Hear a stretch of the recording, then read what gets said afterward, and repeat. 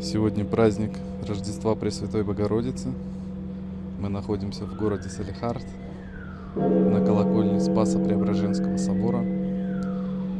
Сегодня будет торжественное освящение собора. Приедет святейший патриарх. Будем его встречать колокольным звоном.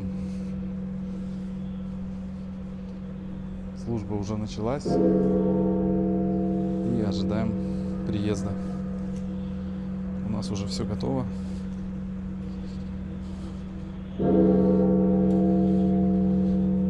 Вот здесь вот главный вход. И с этой стороны будет подъезжать святейший.